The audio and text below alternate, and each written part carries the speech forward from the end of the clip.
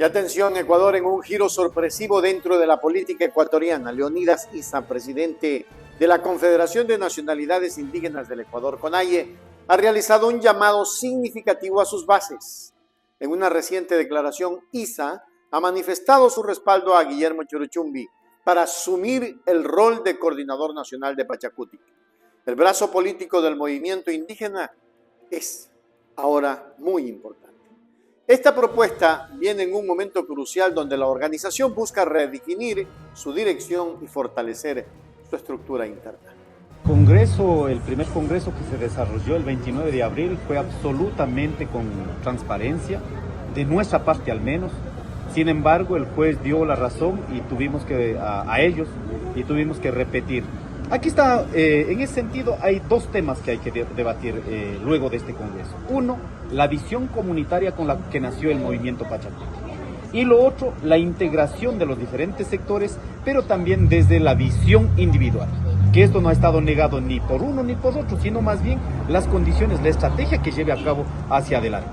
En ese sentido, el día de hoy esperamos que realmente pueda salir el compañero Guillermo Churuchumbi, que ha sido designado de las 3 regionales a nivel nacional por consenso y también por la organización nacional que es la CONAIE.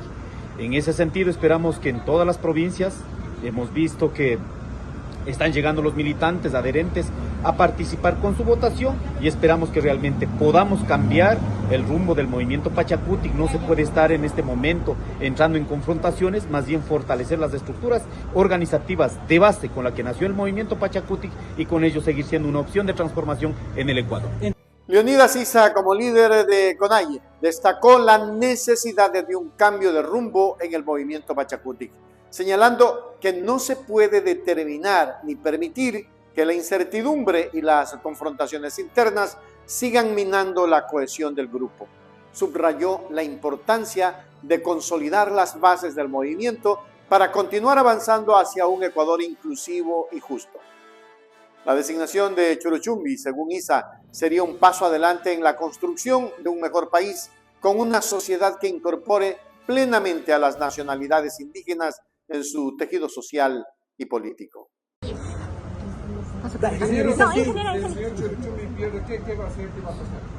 Bueno, si el compañero Guillermo Churuchumbi pierde, en ese escenario haremos una valoración con las estructuras organizativas, pero creo que tenemos que caminar hacia adelante, tenemos que remar hacia adelante. Si el movimiento Pachacutic como está, hay que cambiar, hay que profundizar, hay que renovar cuadros también, capaz de que demos una nueva moción, una nueva noción al pueblo ecuatoriano. En resumen, el respaldo de Issa a Churuchumbi no solo simboliza una potencial nueva fase para Pachacutic, sino que también envía un mensaje claro sobre la intención de la CONAIE de tener una influencia más directa en la trayectoria política del movimiento. Mientras espera la respuesta de las bases, la expectativa crece en torno al impacto que este cambio podría tener en el panorama político ecuatoriano. Con los ojos de la nación puestos en esta decisión, la CONAIE y Pachacutic se encuentran en un momento definitorio que podría establecer el curso de su influencia futura en la sociedad ecuatoriana y para las futuras elecciones de 2025.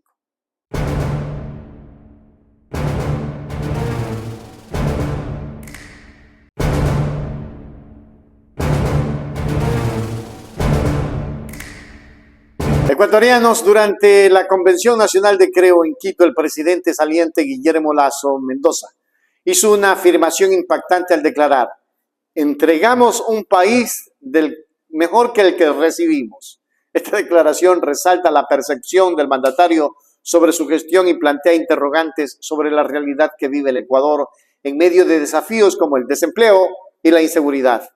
En este contexto es fundamental analizar sus palabras y evaluar si el pueblo ecuatoriano comparte esta visión. Es terrible. El señor Lasso vive en una burbuja. En estos 900 días de trabajo hemos entregado el 100% de nuestro esfuerzo, destinado a cambiar el país que tenemos. Por eso, si hay algo de lo que todos debemos sentirnos orgullosos, es que hoy en día dejamos un mejor país frente al que lo recibimos. Nuestra mayor lucha ha sido proteger nuestra democracia, romper los lazos de esas fuerzas políticas acostumbradas a enriquecerse a costa de sus negocios con el Estado.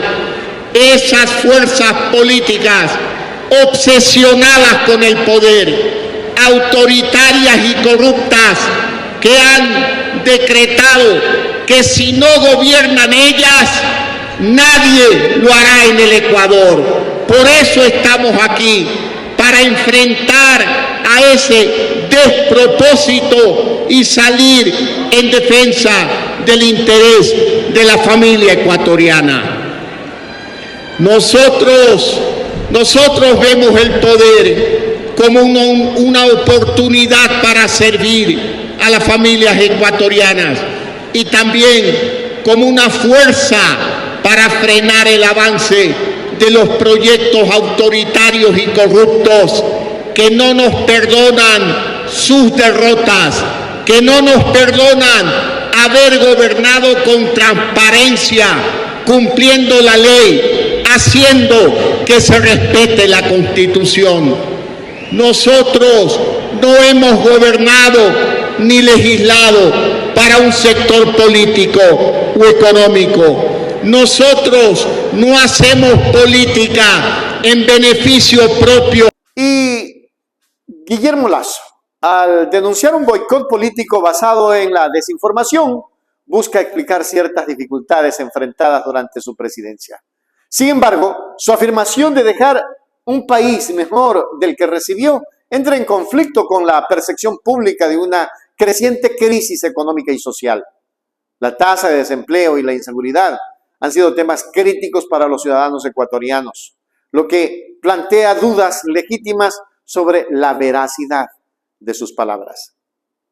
Es necesario analizar en detalle los indicadores económicos y sociales para determinar si realmente ha habido mejoras durante su mandato. Pero todos los analistas coinciden en que el señor Lasso se volvió un Pinocho. En conclusión, la afirmación del presidente Guillermo Lasso sobre dejar un país mejor que el que recibió es un tema polémico que refleja las diferencias de percepción en Ecuador. Si bien su orgullo por el desempeño de Creo en la Asamblea y el Ejecutivo es comprensible, la realidad económica y social marcada por el desempleo y la inseguridad arroja sombras de duda sobre su declaración. La conclusión sobre si el pueblo ecuatoriano le cree o no requerirá un análisis más profundo y una evaluación objetiva de los indicadores pertinentes. Hay una búsqueda de una visión equilibrada de su presidencia y su legado que lo único que ha traído es hambre, pobreza y miseria. De Lasso no pudimos esperar otra cosa. Aún esperemos qué pasará con Noboa.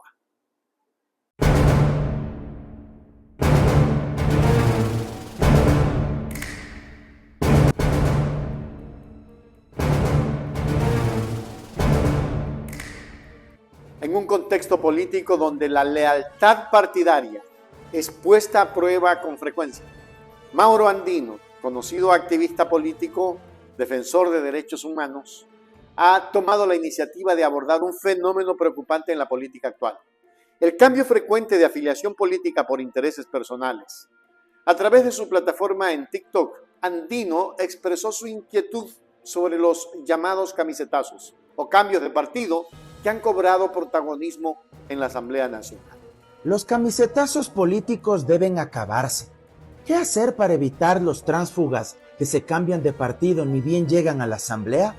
Se debe incorporar en el Código de la Democracia una disposición que sancione los camisetazos. Asambleísta que abandone su bloque sin justificación alguna debe perder su curul. Ya verán cómo se acaban los mercenarios de la política.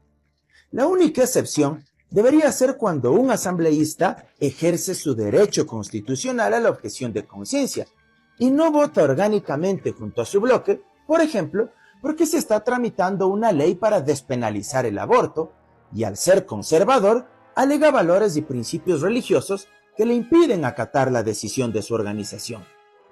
Si no se trata de este tipo de casos, no cabe justificar el oportunismo. Además, para fortalecer nuestra democracia y tener asambleístas más éticos, se debe incorporar otra norma en el Código de la Democracia que prevea que para ser candidato a cualquier cargo de elección popular, el aspirante haya estado afiliado al menos con 2 años de anticipación a las elecciones.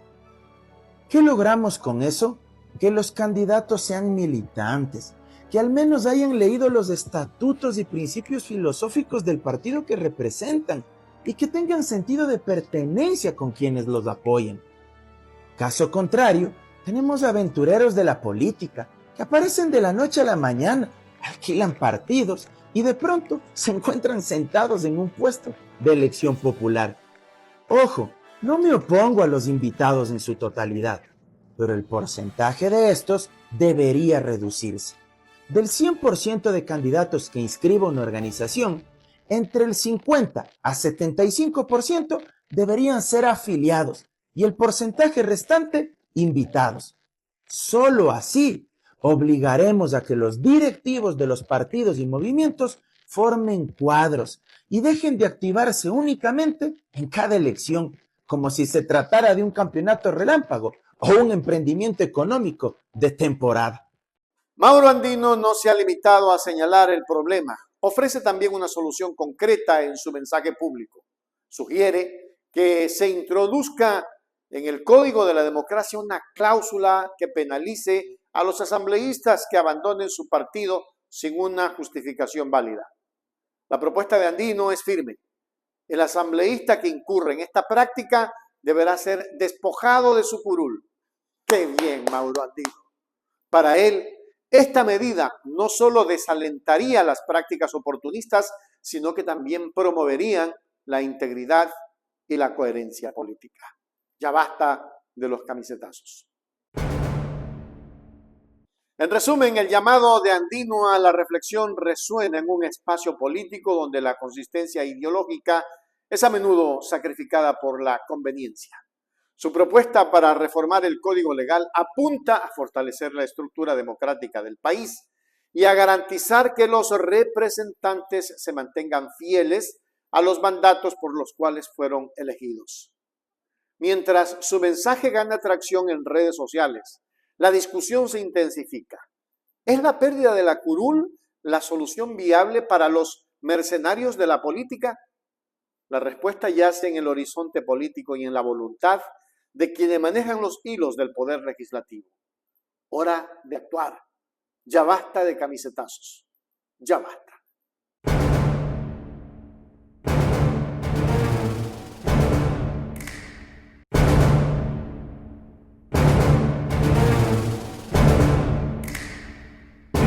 Ecuatorianos, el presidente de Creo y ministro de Inclusión, Esteban Bernal, ha declarado con firmeza que han entregado un país mejor que el que recibieron, al tiempo que reconoce un error significativo al permitir que la narrativa los dominara.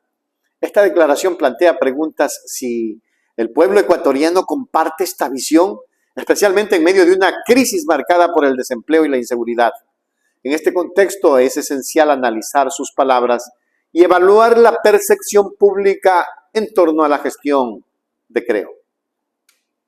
Se van con deuda con el Ecuador. ¿Cómo deja Creo el país? Bueno, yo creo que siempre hay más que hacer, siempre es necesario seguir trabajando en aspectos que probablemente quedaron en el tintero. En mi mismo ministerio hay algunos proyectos que quedaron en un 60-70% de avance, pero como se escuchó aquí en esta gran convención de Creo con más de 4.000 personas militantes de todo el país, el presidente ha manifestado los avances, los logros. Sin duda alguna dejamos un país mejor que el que recibimos en mayo de 2021, y no desde la perspectiva de la percepción, sino desde los datos, desde la información real. Sin embargo, indudablemente siempre hay algo más que hacer, y eso estará en la mira de siempre nosotros volver en el 2025, como ha sido la premisa que hemos planteado aquí en el movimiento. ¿Qué errores reconocen? Bueno, siempre hay errores. Yo creo que el peor error que nosotros tenemos es sin duda habernos dejado ganar de la narrativa, el haber hecho lo que en un principio era un mérito convertirse en demérito. El presidente decidió que no se destine 250 millones de dólares a comunicar como lo hacían los otros gobiernos, y eso llamamos a la desnutrición crónica infantil. Eso es un mérito sin duda, pero en el transcurso de la política se va convirtiendo en un demérito cuando nos dejamos ganar de la narrativa. Creo que nos faltó profundizar las acciones políticas para no permitir que fuerzas oscuras de la política ecuatoriana terminen generando una narrativa negativa para el Ecuador. La afirmación de Esteban Bernal sobre haber entregado un país mejor puede chocar con la realidad de muchos ecuatorianos que luchan contra el desempleo y la inseguridad. La gestión de Creo será escrutada de cerca y la opinión pública evaluará si sus políticas y acciones realmente han mejorado la situación del país. Además, su reconocimiento de que permitieron que la narrativa los dominara sugiere una autocrítica importante, pero ¿será suficiente para cambiar la percepción de la población en medio de la crisis? Señor Bernal, señor Lasso, bájese de la burbuja y vivan la realidad que tiene el Ecuador. Ustedes simplemente terminaron al país. Después de Moreno, este es el peor gobierno de la historia. En resumen, la afirmación del presidente de Creo, Esteban Bernal, sobre entregar un país mejor y su reconocimiento de errores plantean un debate relevante en Ecuador. La crisis de desempleo e inseguridad ha afectado profundamente a la población y la percepción pública sobre la gestión del partido será un factor clave en las próximas elecciones de 2025. La conclusión sobre si el pueblo ecuatoriano le cree o no a Bernal y Creo dependerá en gran medida de cómo aborden estos desafíos si lo logran. Y habrá que ver si hay respaldo en sus palabras con acciones concretas en beneficio de la sociedad, que son dudosas, porque el Ecuador está en la peor crisis que haya pasado en la historia.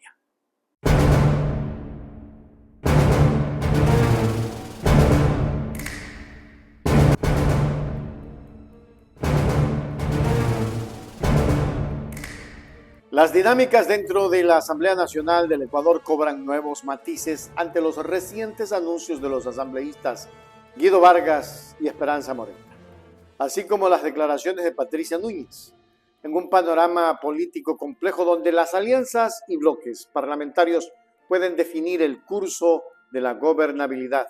Estas figuras políticas se posicionan estratégicamente frente al gobierno entrante de Daniel Noboa. Respaldo del Ejecutivo y hoy estamos acá. Ahora, asambleísta, al venir usted de una alianza justamente del Partido Sociedad Patriótica y del Partido Social Cristiano, ¿cuál va a ser la postura de usted? Porque por un lado el Partido Social Cristiano hablan ya de un acuerdo de gobernabilidad que incluso promovería el nombre de Henry Kronfle, y del otro lado también está la conformación de esta bancada ética política de que está a cargo liderando Lucio Gutiérrez. ¿Cuál va a ser su postura? ¿Por cuál de los dos lados se va a inclinar? Bueno, nosotros tenemos una alianza, hemos sido muy orgánicos nosotros desde que empezamos en el Partido Sociedad Patriótica, 23 años. Sí nos entregó también una alianza a nivel de provincia y a nivel nacional con el Partido Social Cristiano. Yo voy a honrar la alianza, me voy a mantener firme en el bloque del Partido Social Cristiano y aliados.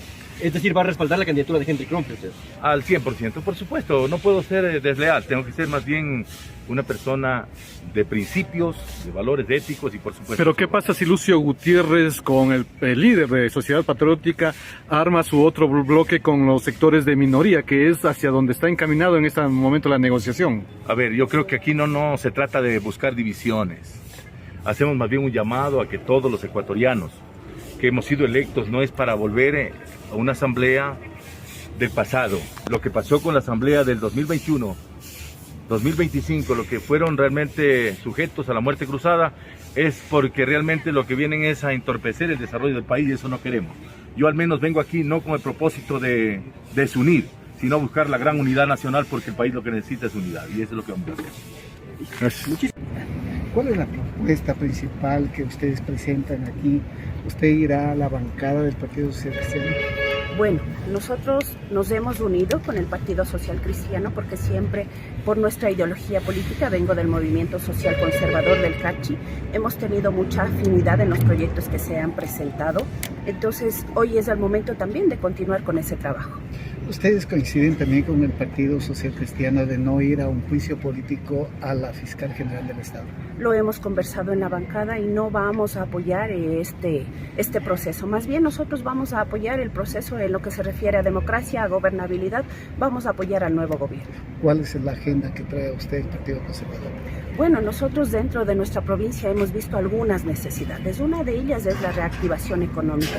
Vamos a plantear nuevamente la ley de zonas francas, porque en realidad nosotros sabemos que nuestra provincia, al ser fronteriza, necesita que se reactive el comercio, el turismo. Entonces ese va a ser nuestro principal objetivo. Y también velar por todos los intereses, especialmente del país. ¿Y cuál es la ley que podría coadyuvar a eso? Bueno, nosotros vamos a trabajar en la ley orgánica de desarrollo fronterizo, en la ley de zonas francas y, como no decirlo también, vamos a trabajar y vamos a apoyar lo que se refiere a salud y a seguridad. Y frente al gobierno, ¿cuál va a ser la postura? En realidad vamos a apoyar los proyectos que vayan en beneficio de toda nuestra población. En sí creo que no vamos a estar de acuerdo en todos los proyectos, pero en los proyectos que nosotros podamos estar de acuerdo y compartir los mismos objetivos lo vamos a hacer. ¿Qué comisión le gustaría integrar aquí en la Asamblea? Bueno, he venido pensando, me gustaría la Comisión de Salud o la Comisión de Educación. ¿Por qué motivos? Bueno, primero soy docente, entonces creo que eso también me impulsa a trabajar por el magisterio y también en la salud, porque nosotros vemos la salud ha sido golpeada, acabamos una pandemia que sí golpeó fuertemente a nuestro país y también creo que es el momento de que nosotros como asambleístas velemos por la salud de todos los ecuatorianos. Con Patricia Núñez, asambleísta por la Revolución Ciudadana, asambleísta reelecta a propósito, ¿no? Bueno, usted ya te pasó una experiencia por aquí, por la legislatura, ha sido elegida nuevamente, ¿y cuáles son las perspectivas para este nuevo periodo complementario asambleísta? Bueno, primero retomar algunas acciones que ya quedaron pues pendientes, ¿no? Algunos temas de ley, algunos proyectos que incluso nosotros teníamos que ingresar, pero como se suspendió el trabajo, pues ya no lo pudimos hacer. Continuar con procesos de fiscalización que quedaron pendientes y bueno, tratar de que en este año y medio podamos hacer una gestión adecuada para darle respuesta a los ciudadanos, al pueblo ecuatoriano y ojalá también pues con el gobierno actual podamos coordinar de manera adecuada y que podamos avanzar en lo que es la respuesta. ¿No serán una oposición ciega al nuevo gobierno? De ninguna manera, nosotros siempre hemos planteado que nuestra predisposición está ahí para hacer un trabajo en conjunto por velar por los derechos de la ciudadanía, entendiendo que si el gobierno pues va por esa línea, por cumplir su plan de trabajo, por cumplir su plan de gobierno, nosotros estaremos trabajando en conjunto. ¿Cómo están las negociaciones? ¿Cómo están las negociaciones para el primer día, las bancadas, los nombres para presidentes, etcétera? Bueno, le comento que nosotros ayer tuvimos una reunión de bancada, de la bancada de la Revolución Ciudadana, acá en Quito. Ya un poco estamos organizando el tema de las comisiones, organizando también algunos temas, acuerdos que esperamos que se vayan dando para que podamos pues ya empezar el 20 con pie firme. Veamos cómo se van dando estos acuerdos, que ya es una responsabilidad de nuestros compañeros que están al frente. En el caso de la Revolución Ciudadana, nuestra compañera Viviana Veloz, que está como presidenta de la bancada.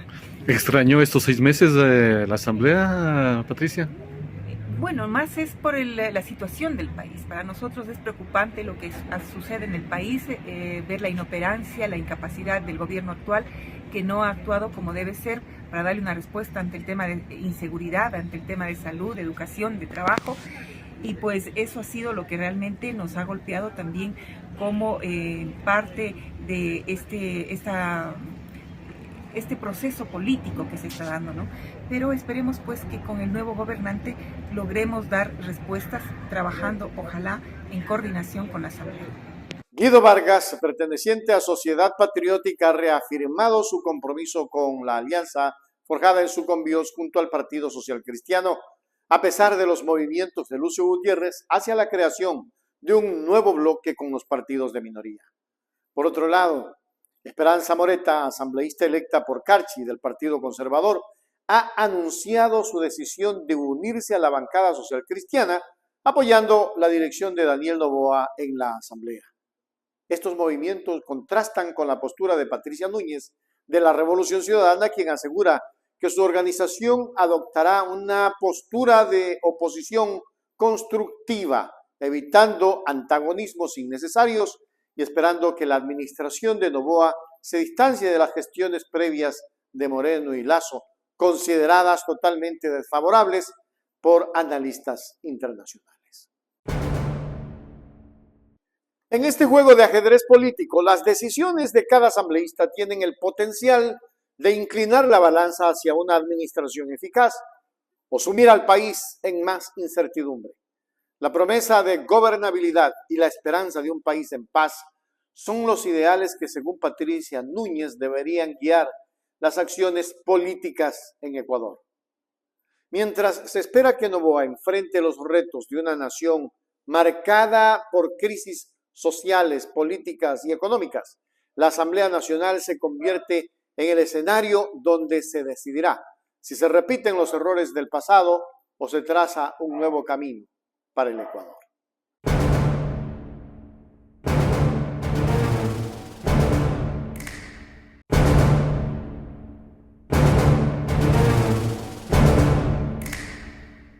Y ecuatorianos, en un hecho que ha generado controversia, elementos de la Policía Nacional retiraron del Coliseo Julio César Hidalgo a una profesora que asistía a la convención del movimiento Creo, donde se encontraba el expresidente, no el expresidente, el actual presidente, pronto expresidente Guillermo Lasso. La profesora sacó un cartel con el mensaje "Educadora sin sueldo", lo que desencadenó su expulsión inmediata del lugar. Este incidente plantea preguntas sobre la libertad de expresión y las respuestas de las autoridades en eventos políticos.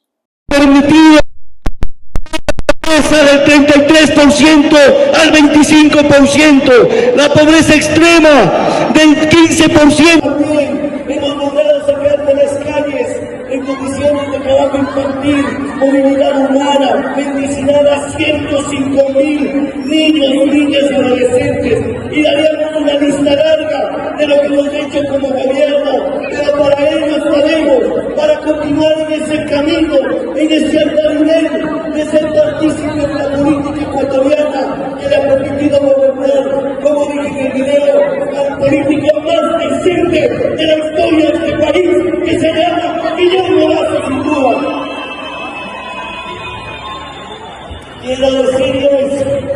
La expulsión de la profesora, que expresaba su preocupación sobre la falta de sueldos como educadora en un evento político, ha suscitado críticas y debates en Ecuador.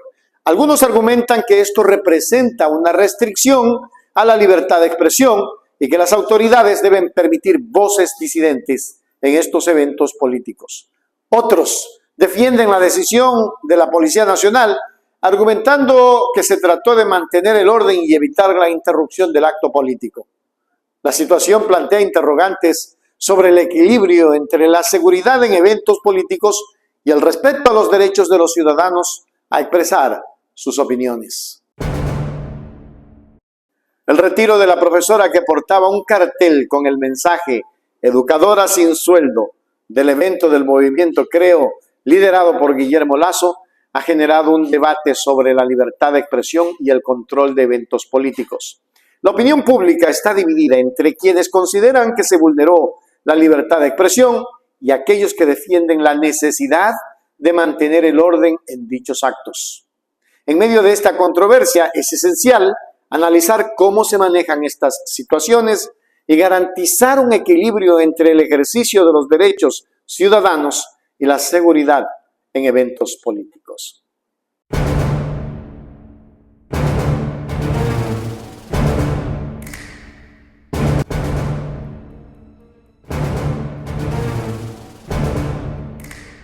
Una reciente encuesta realizada por Sei de Gallo ha revelado datos inquietantes sobre la percepción de la criminalidad en América Latina. La medición efectuada en septiembre de 2023 muestra que Perú y Ecuador encabezan la lista con una alarmante cifra. El 87% de sus ciudadanos sienten que los actos delictivos se han incrementado. Este dato pone en perspectiva la sensación de inseguridad que afecta a la población de estos países. Y es que la percepción de seguridad es un termómetro clave para medir la calidad de vida en cualquier sociedad. En el caso de Perú y Ecuador, el incremento percibido en la criminalidad no solo refleja un estado de alerta en la población, sino que también plantea un desafío significativo para las autoridades y policías de seguridad pública. El impacto de estos números se extiende desde el ámbito personal y familiar hasta el económico y social, afectando la inversión y el turismo, así como la vida cotidiana de los ciudadanos. Por otro lado, El Salvador muestra un panorama distinto, con solo un 3% en la población percibiendo un aumento de la criminalidad, lo cual podría reflejar los resultados de políticas de seguridad implementadas en los últimos años. La encuesta de Sid Gallup arroja luz sobre una realidad que no puede ser ignorada por los gobiernos de la región. Mientras Perú y Ecuador buscan estrategias para revertir las percepciones y mejorar la seguridad, el ejemplo de El Salvador podría servir de modelo para políticas efectivas. Es imperativo que los líderes políticos y las instituciones encargadas de la seguridad trabajen de manera conjunta con la comunidad para restaurar la sensación de tranquilidad y protección que sus ciudadanos demandan y merecen. El país en la indefensión, precisamente con el gobierno de Moreno y el de Lasso. Destruyeron todos los presupuestos que tenía la seguridad en el Ecuador. Y a modo de comentario personal, hicieron y deshicieron de la patria. Por ejemplo, en las cárceles había control al ingreso de armas. Eso se desvalijó en el gobierno de Lenín Moreno, el gobierno más perverso que haya tenido el Ecuador. Pero eso no es todo. Luego de aquello, asume Lasso. Tampoco se preocupó por el tema de la seguridad en el país. Y aunque diga todo lo contrario, simple y llanamente quedó como mera expectativa. Alguna vez dijo y presentó ante un medio de comunicación un libro donde iba a tener todas las estrategias de seguridad. Creo que ese libro tenía páginas en blanco, porque la seguridad no se dio en el Ecuador. Todo lo contrario, aumentó la inseguridad. Y hoy están diciendo que dejan un país mejor que el que cogieron. Yo digo, peor que el que cogieron, porque Moreno y su traición a lo mejor lo hizo por la calidad de traidor que tenía. Pero forjó una esperanza en los ecuatorianos de que iba a cambiar el país. No lo cambió. Como aspiro seriamente que lo haga Noboa. Pero esperemos a ver qué pasa. Y esperemos que Noboa haga un cambio. Porque si no lo hace, pasará también a la historia de los que sepultaron al país. Y allí el Ecuador tiene que darse cuenta a quién debieron de elegir.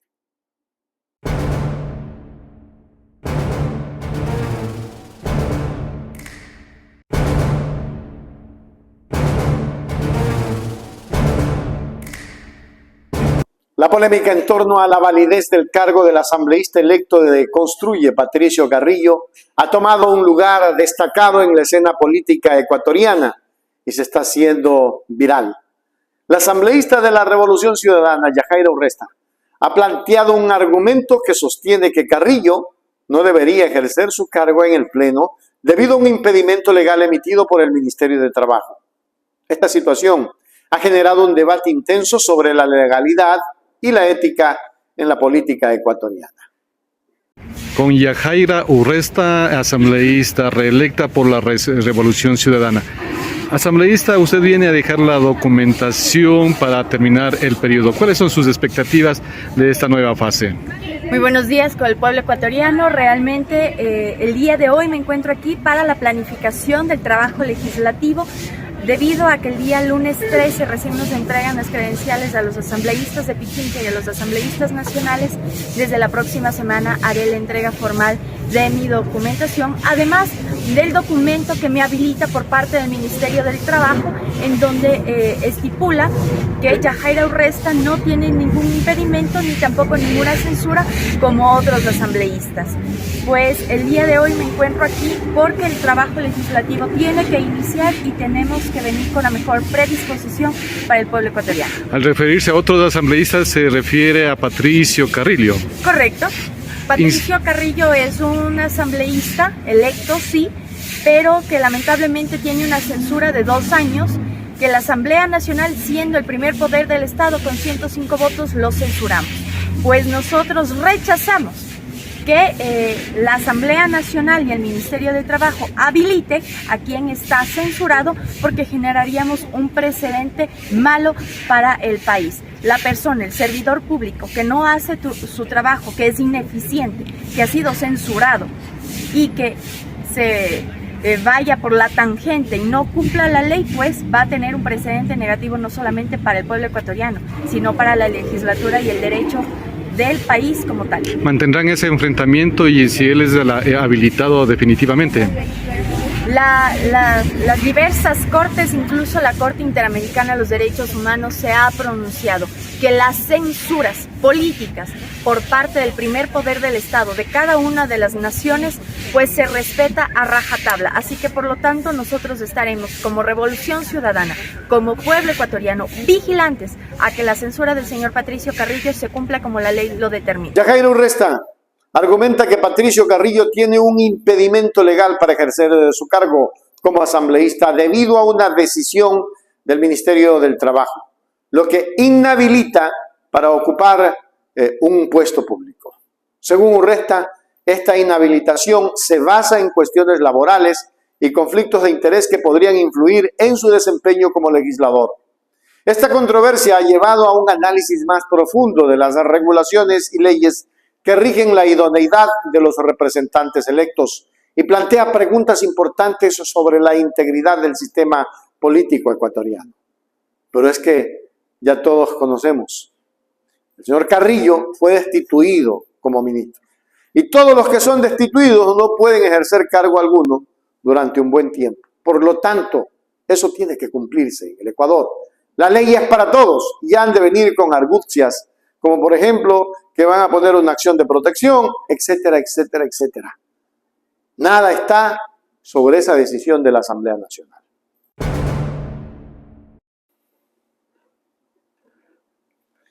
En conclusión, la disputa entre Yajaira Urresta y Patricio Carrillo sobre la validez de su cargo como asambleísta refleja los desafíos y las tensiones presentes en la política ecuatoriana.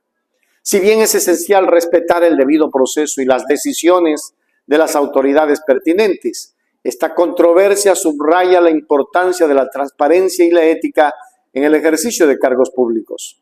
La sociedad ecuatoriana espera que sus representantes electos sean responsables y estén libres de cualquier impedimento legal que pueda afectar su capacidad para servir al pueblo de manera efectiva. Este caso seguirá siendo un tema de debate y reflexión en el ámbito político y legal del país.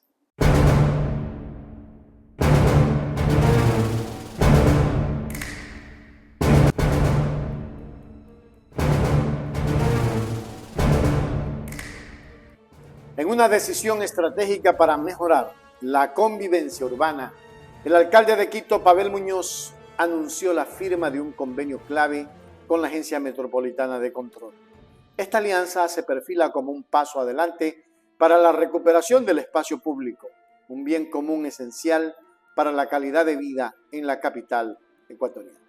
Hola, buenas tardes con todos y con todas. Estoy en el cuartel general del Cuerpo de Agentes de Control, lo que antes se conocía como la Policía Metropolitana, y acabamos de firmar un convenio que es fundamental para recuperar el espacio público en favor de los quiteños y de las quiteñas. Ustedes saben que tenemos un conjunto de infracciones: el comercio autónomo que no tiene permiso, los libadores en calle, y ¿qué es lo que hemos hecho? Que el cuerpo que sanciona, que es la Agencia Metropolitana de Control, esté apoyado en la Policía Metropolitana para que ésta inicie el proceso de notificación. Fíjese, hace 14 años la Policía Metropolitana perdió esta competencia, que es acercarse y darle una notificación de que si ha cometido una infracción será sancionado por la autoridad municipal. Así que esto es una gran noticia y nos permitirá cumplir el anhelo de muchos, que es que recuperemos el espacio público para quiteños y quiteñas. Pero quiero mostrarles también que estamos apoyados de tecnología, una tecnología que estaba subutilizada y que ahora la vamos a poner al servicio de la ciudadanía. Detrás mío es lo que se llama un video wall, una pared de pantallas, incluso estamos mejorando esa inversión, y aquí puede uno conectar más de 200 cámaras que son parte del municipio, no del ECU 911, sino solamente del municipio. Esto nos va a permitir identificar dónde se está dando la presencia de mayor venta autónoma, por ejemplo, y disponer que se mueva una patrulla de la Policía Metropolitana para que controle ese espacio público. Así que con tecnología, con inversión para que tengamos unas instituciones más fuertes, pero también con trabajo conjunto entre la Agencia Metropolitana de Control y nuestra Policía Metropolitana, el cuerpo de agentes de control del municipio de Quito, vamos a lograr recuperar el espacio público y con ello recuperar a Quito. Quito renace con todas estas innovaciones. Bajo el nuevo convenio, la Agencia Metropolitana de Control contará con el apoyo de agentes de Quito para iniciar procesos de notificación en caso de infracciones que afecten el uso y disfrute de los espacios compartidos. Esta colaboración busca garantizar que las áreas públicas sean aprovechadas de manera respetuosa y ordenada, promoviendo un entorno seguro y agradable para todos los ciudadanos. El alcalde Muñoz enfatiza que este es un primer paso firme hacia la revalorización de los espacios urbanos, apuntando a un mejor vivir y a la reactivación de la vida comunitaria y económica en la capital de la República. La firma de este convenio representa una nueva esperanza para los quiteños, quienes anhelan espacios públicos libres de infracciones y obstáculos. La iniciativa del alcalde Muñoz y la Agencia Metropolitana de Control es un llamado a la acción ciudadana, donde cada individuo tiene un papel en la conservación y el respeto del entorno compartido. Es un recordatorio de que la recuperación y el mantenimiento del espacio público es un compromiso colectivo esencial para el bienestar de la comunidad y la imagen de Quito como ciudad modelo en gestión urbana.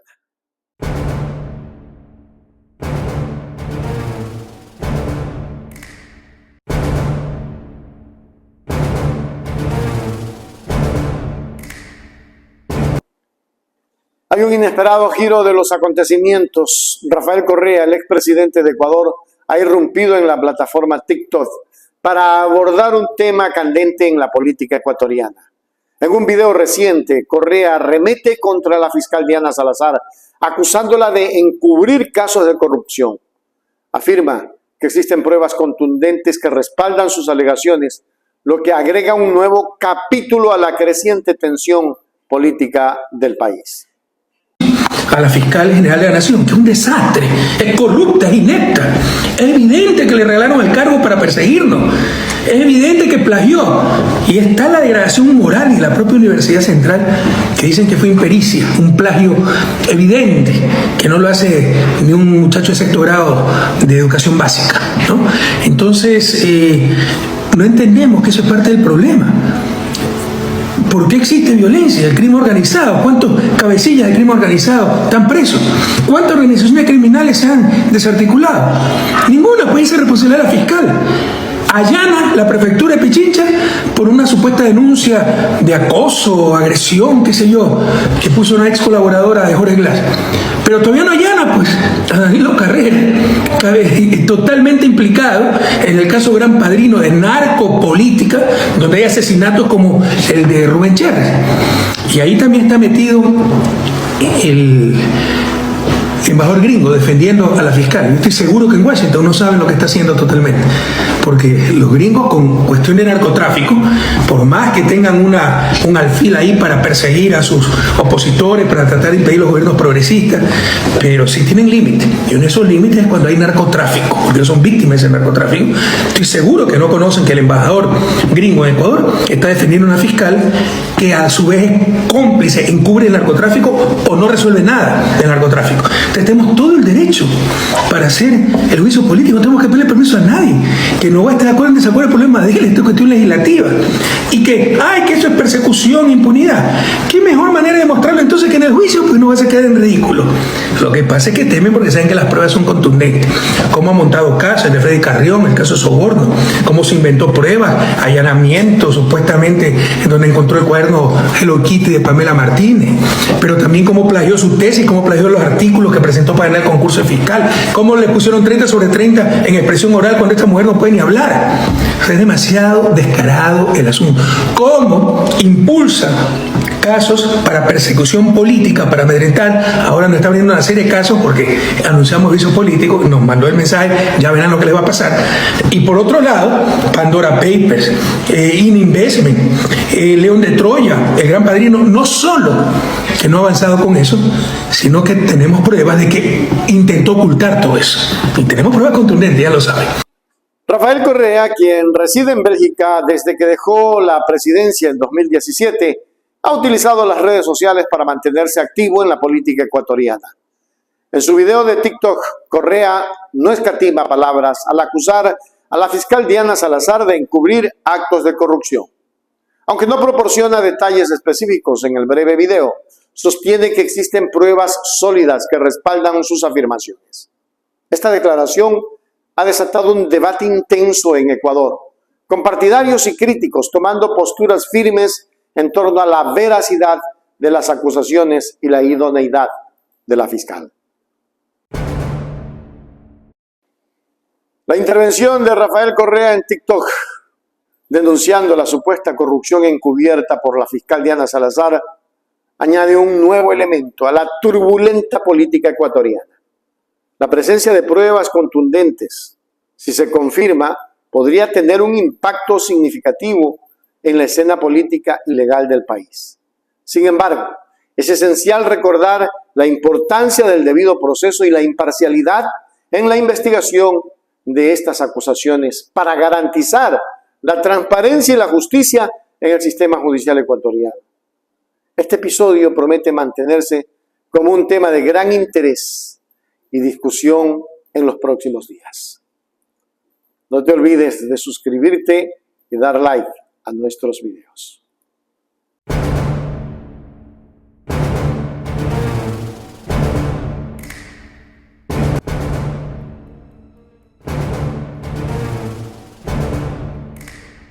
Ecuatorianos, la escena política en el país se encuentra en un punto de inflexión ante la inminente conclusión del mandato de Diana Salazar como fiscal general del Estado.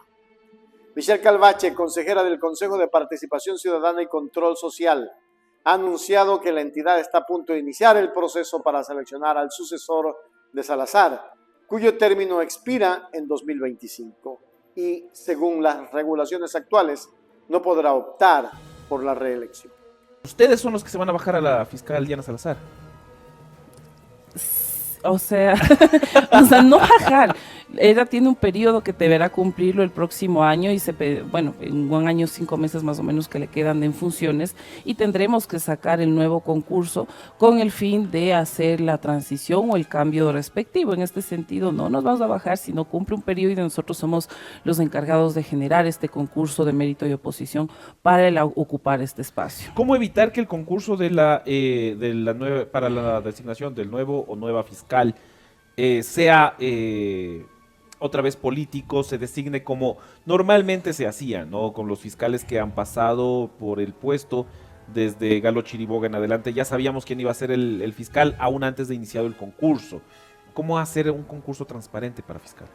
En este sentido, creo que estamos llamados nosotros como técnicos, como abogados, como ciudadanos, consejeros, a hacer primeramente reglamentos que cumplan las necesidades que tiene el puesto, el cargo como tal, que se haga un concurso transparente desde el principio, evitando estas pequeñas cosas que se ponen a veces dentro de los reglamentos como trampita para que ganen tal o cual candidato. Creo que en eso los compañeros van a apoyar en que sea un fiscal o tener un reglamento que encaminado a que sea un fiscal totalmente transparente, totalmente fuera o aliado a los partidos políticos y que, como en el caso del Contralor, esperemos que gane el mejor. El anuncio ha resonado en todo el espectro político del país, generando reacciones encontradas. Sectores de la población han expresado su descontento con la gestión de la fiscal, especialmente en lo que respecta a las acciones legales emprendidas contra el expresidente Rafael Correa y otros miembros destacados de la Revolución Ciudadana. Críticos han tildado estas medidas de persecución, poniendo en tela de juicio la objetividad de la justicia impartida durante su administración. Sin embargo, hay quienes defienden la labor de Salazar, enfatizando su compromiso con la lucha contra la corrupción y la impunidad. Con la culminación del periodo de Salazar en el horizonte, el Consejo de Participación Ciudadana y Control Social enfrenta el desafío de llevar a cabo un concurso transparente y justo que determine quién tomará las riendas de la Fiscalía. Mientras tanto, el debate sobre su legado y el futuro de la justicia en Ecuador sigue vivo. Para aquellos interesados en profundizar en las palabras de Calvache y las implicaciones de este cambio, la entrevista completa está disponible en el medio digital La Posta, ofreciendo una ventana de las dinámicas internas de un organismo clave en la estructura democrática del país.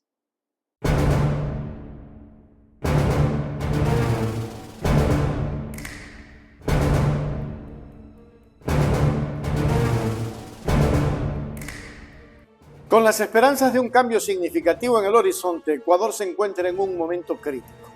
La reciente elección del presidente Noboa trajo consigo un aire de anticipación, pero también un reconocimiento de los desafíos que se avecinan. Rommel Jurado, destacado analista político, compartió su perspectiva sobre la situación actual y futura del país en el programa Enclave Política, conducido por el renombrado periodista Orlando Pérez. Como te decía antes, ha habido una estrategia geopolítica que ha instrumentalizado la persecución y el llamado lawfare, la persecución judicial, como una estrategia de liquidación de sus adversarios. Noboa, con este gesto de pedir una pericia, como una diligencia urgente sobre unas declaraciones, lo que está diciendo es: yo voy a darle continuidad a esa estrategia. Ni siquiera soy yo, ni siquiera yo tengo personalmente la mala intención de hacerlo. Lo que pasa es que es una estrategia que ya viene dada desde atrás y a la cual no puedo oponerme. Está permitiendo la continuidad de la estrategia de la persecución y el lawfare, y este es un primer avance. Es la movida de un peón, un cuadro adelante. Claro, y al mismo tiempo él ha declarado que no es posible que él no va a apoyar un juicio político a la fiscal Diana Salazar, que en la práctica es la estrategia que ha llevado adelante Rafael Correa y el correísmo en la práctica. Este movimiento, esta postura, digámoslo así, también entorpece la posibilidad de un acuerdo con la Revolución Ciudadana, que es la tercera parte de la composición de la Asamblea Nacional. Efectivamente, mira, en la estrategia del llamado lawfare, de la persecución judicial, ya muchas voces han hablado de que la fiscal general Diana Salazar ha jugado un papel protagónico. De hecho, esta atención selectiva, moviendo unos casos con muchísima agilidad, haciendo intervenciones y allanamientos, mientras que en otros casos esas investigaciones duermen el sueño de los justos.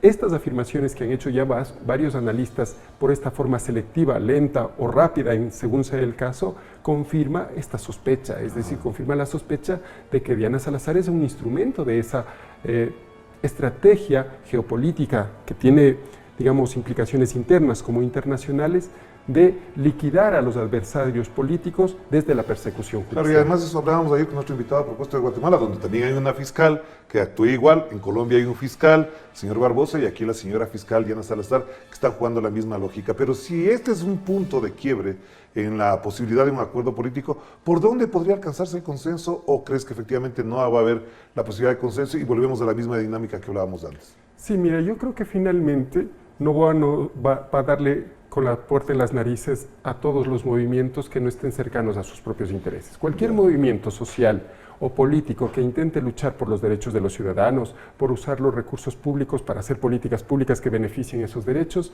va a recibir un portazo en la nariz. Tú estás hablando de la Revolución Ciudadana, la CONAIE, Pachacuti, así es, Movimiento Indígena en general. Todos ellos. Ya. Y es que Jurado pintó un panorama complejo para el presidente Noboa, quien hereda un déficit social enorme, un término que encapsula las diversas dificultades económicas, sociales, de infraestructura que enfrenta la nación. Las señales que estamos recibiendo de los nuevos gobernantes no auguran días mejores, afirmó Jurado, sugiriendo que las medidas anunciadas hasta el momento no parecen estar a la altura de las circunstancias. Acentuó la necesidad de políticas audaces y reformas estructurales para abordar cuestiones de inequidad y desempleo, así como para mejorar los servicios públicos esenciales. Todos ellos. Y si eso es así, entonces tendremos otro paro, otro levantamiento en el año 2024. Sí, la verdad sí. Mira, por eso te digo, el país primero está en muchas crisis. La gente está desesperada y desesperanzada. Alguna válvula tiene que haber de escape. ¿Cuál fue la válvula de escape que nos planteó Lasso? Ya, elecciones anticipadas, porque le iban a enjuiciar y a destituirle por peculado. Y además iba a hacer una investigación por la red criminal que lideraba su cuñado.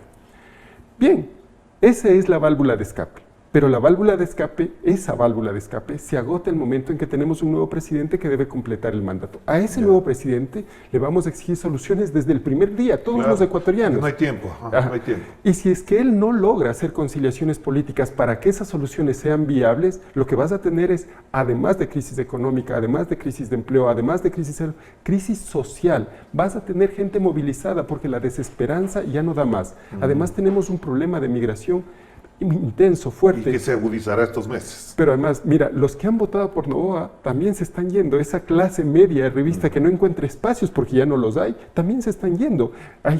Tú camina por Quito, la mitad de Quito está en venta. En su intervención, Jurado dejó claro que la tarea no será fácil y que las expectativas deben de ser cautelosas. El camino hacia la recuperación y el progreso será arduo y requerirá de un esfuerzo colectivo, concluyó, enfatizando la importancia de la unidad y la participación ciudadana para superar los dilemas que enfrenta el Ecuador. A medida que el gobierno de Noboa comienza a tomar forma, los ojos de la nación y de analistas como Jurados están atentos a cada movimiento, esperando que las acciones hablen más fuertes que las palabras. En tanto en cuanto se refirió al tema del juicio a Luisa González, dijo que esta era una cosa de persecución, que tienen que seguir la misma línea de aquellos que le antecedieron, es decir, la línea del lawfare, la persecución, la judicialización de la política. Y eso es real, ya lo dijimos en algún momento, hoy lo está diciendo este analista internacional. Van a seguir utilizando el poder judicial para perseguir a los correístas.